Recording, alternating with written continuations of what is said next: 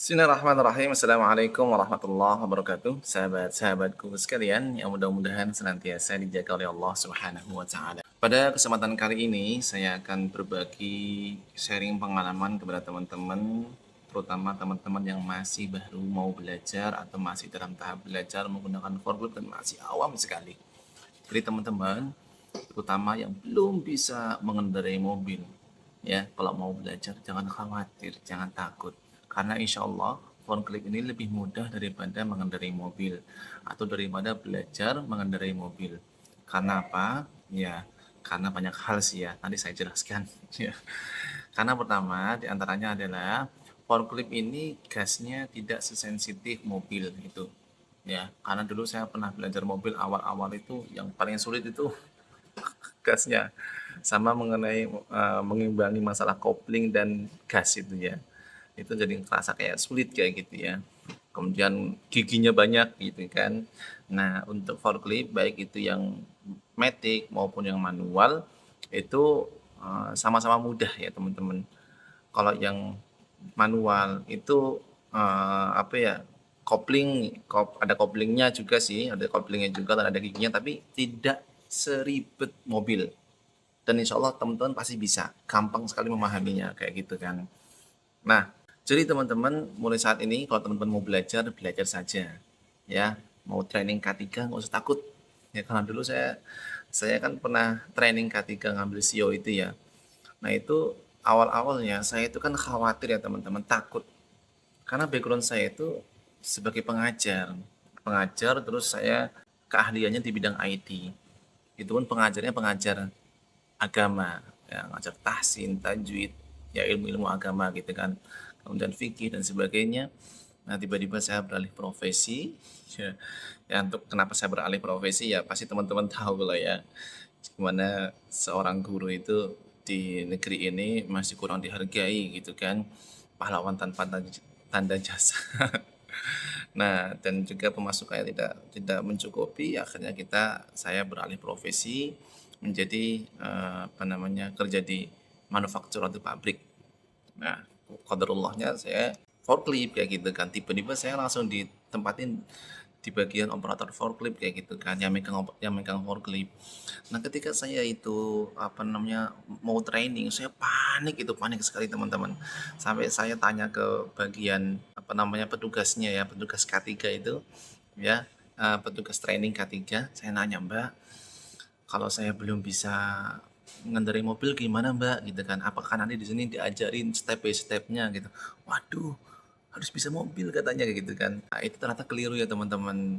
Padahal mah nggak harus bisa mobil. Jadi teman-teman nggak usah khawatir gitu kan. Nah, waktu itu saya karena panik gitu kan, saya belajar lewat YouTube, melihat cara mengemudinya orang dan sebagainya lah, kayak gitu.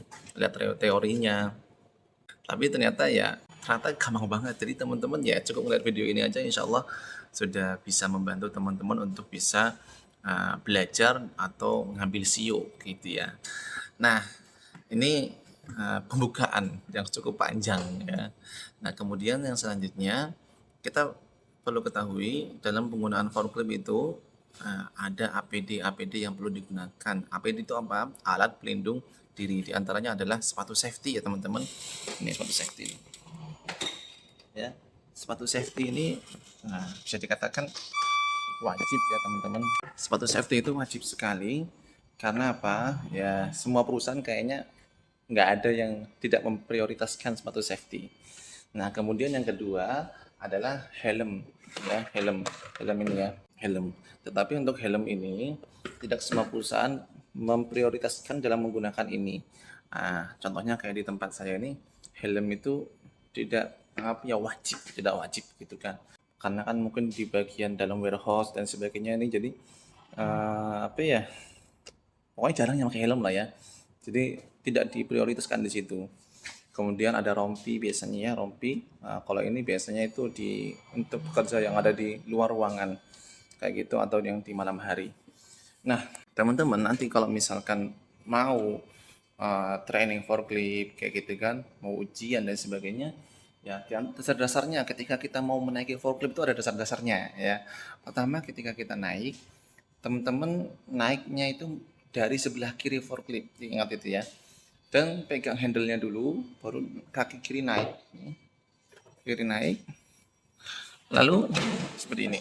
Jangan lupa pasang sabuk pengaman. Sabuk pengaman sudah terpasang. Nah, siap-siap nih kita nih pegang apa nih?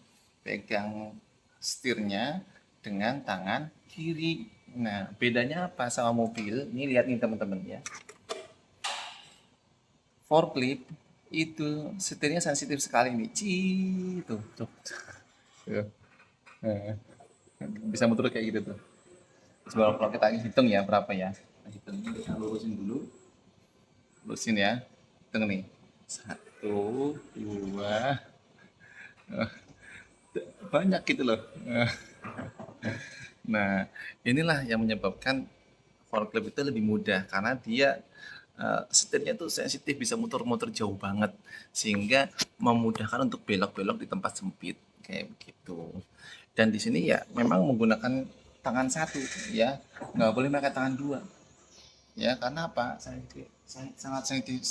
Sangat sensitif sekali sehingga kalau pakai tangan dua dikhawatirkan nanti susah mengimbanginya kayak begitu. Ya, nah itu dasar-dasarnya dulu yang perlu teman-teman ketahui. Mudah-mudahan ya dari video ini teman-teman bisa memahaminya dengan baik. Ya nanti kita akan belajar mengoperasikan mengenai tuas-tuasnya ya. Dan mudah-mudahan nanti teman-teman bisa ikut nonton juga di video selanjutnya. Demikian pada video pertama ini yang dapat kami sampaikan. Saya ucapkan mohon maaf kalau ada kesalahan dalam perkataan saya.